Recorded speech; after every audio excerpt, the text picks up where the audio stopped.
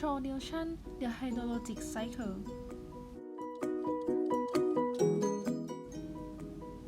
Hydrologic cycle. The hydrologic cycle begins with the evaporation of water from the surface of the ocean. As moist air is lifted, it cools and water vapor condenses to form clouds. Moisture is transported around the globe until it returns to surface as precipitation. Once the water reaches the ground, one of two processes may occur. One, some of the water may evaporate back into the atmosphere, or two, the water may penetrate the surface and become groundwater.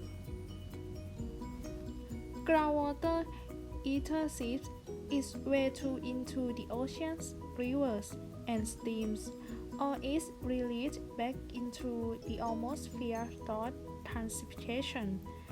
The balance of water that remains on the Earth's surface is runoff, which empties into lakes, rivers, and streams, and is carried back to the oceans, where the cycle begins again. Water is transferred from the surface to the atmosphere through evaporation, the process by which water changes from a liquid to a gas. Approximately 80% of all evaporation is from the oceans, with the remaining 20% coming from inland. Water and vegetation wise transport the evaporated water around the globe, influencing the humidity of the air throughout the world. Precipitation is water released from clouds in the form of rain, freezing rain, sleet, snow, or hail. It is the primary connection in the water cycle that provides for the delivery of atmospheric water into the earth. Most precipitation falls as rain. The clouds floating overhead contain water vapor and cloud droplets, which are small drops of condensed water. These droplets are way too small to fall as precipitation, but they are large enough to form visible clouds. Water is continually evaporating and condensing in the sky. If you look closely at a cloud, you can see some parts disappearing, evaporating, while other parts are growing condensation. Most of the condensed water in clouds does not fall as precipitation because their fall speed is not large enough to overcome updraft which support the cloud.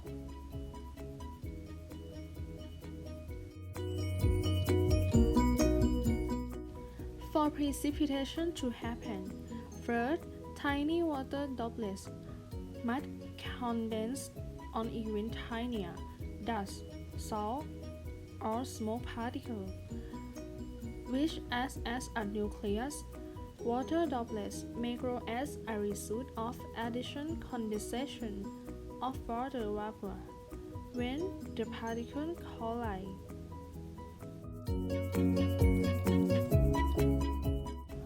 If enough collisions occur to produce a droplet with a field velocity which exceeds the cloud of light speed, then it will fall out of the clouds as precipitation. This is not a trivial task since millions of cloud droplets are required to produce a single raindrop. A more efficient mechanism for producing a precipitation site drop is a process which leads to the rapid growth of ice crystal and an expansion to the water vapor present in a cloud.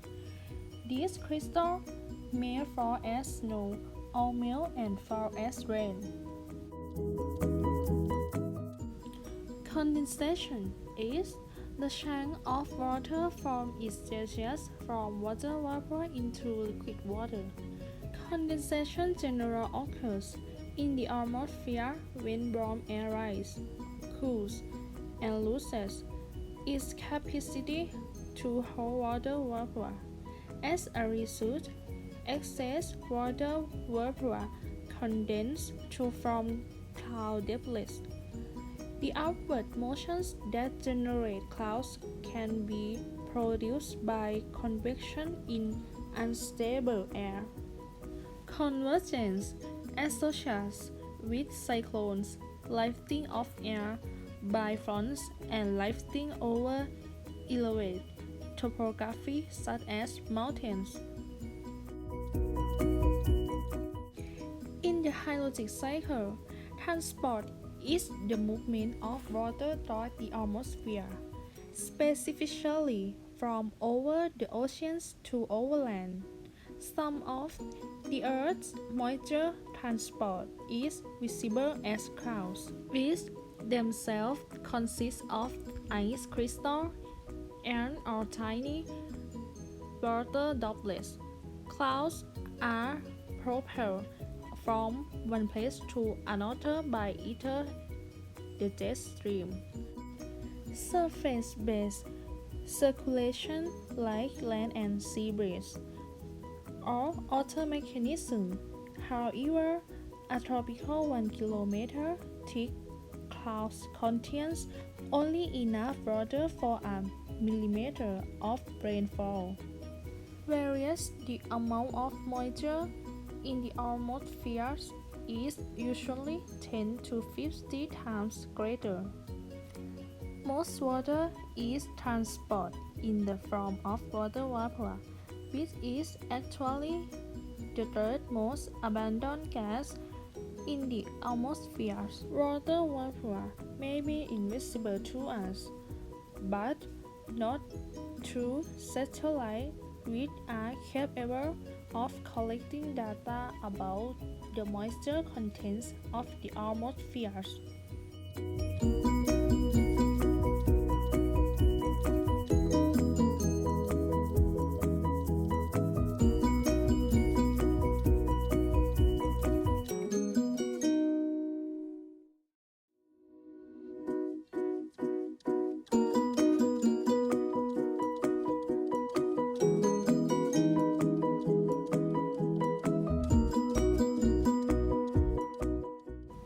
Runoff. In hydrology, quantity of water discharged into surface streams. Runoff include not only the water that travels over the land surface and through channels to reach a stream, but also interflow. The water that infiltrates the soil surface and travels by means of gravity toward a stream channel, always above the main groundwater level, and eventually empty into the channel. Runoff also includes groundwater that is discharged into a stream. Stream flow that is composed entirely of groundwater is termed bed flow, or fair water runoff, and it occurs where our stream channel enters the water table. The total runoff is equal to the total precipitation less the loss caused by evapotranspiration, loss to the atmosphere from soil surface and plant leaf storage, as in temporary ponds and other such abstractions. Runoff is a combination of surface runoff, interflow, and baseflow. Surface runoff comes from overland flow and saturation exceeds overland flow. Overland flow is from urban source like roof or pavement, while saturation exceeds overland flow is from precipitation or melt snow that simply couldn't be absorbed into the ground. Surface runoff from both of these sources is dried downhill by gravity. Storm interflow. Interflow usually comes about after a large amount of precipitation. It travels horizontally below the surface but above the water table in an area called the zone of erosion or voidal zone. Base flow or groundwater runoff is the direct seepage from groundwater into surface water, which can bring with it whatever chemical the groundwater has collected for thousands of years moving beneath the Earth's surface.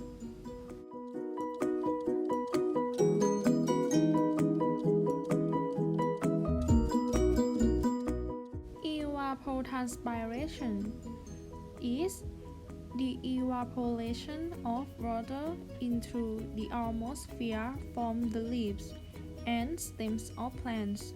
Plants absorb soil water through their roots, and this water can originate from deep in the soil.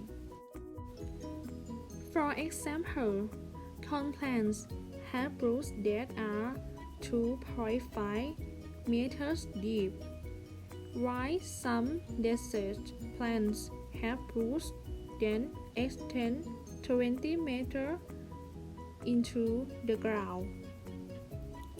Plants pump the water up from the soil to deliver nutrients to their leaves. This pumping is driven by the evaporation of water through small pores called stomata, which are found on the underside of leaves. Transpiration accounts for approximately 10% of all evaporating water.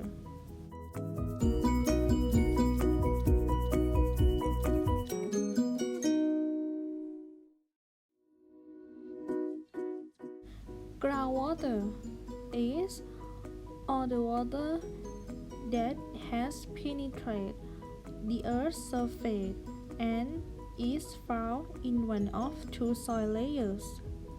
The one nearest the surface is the zone of aeration, where gaps between soil and fields will both air and water.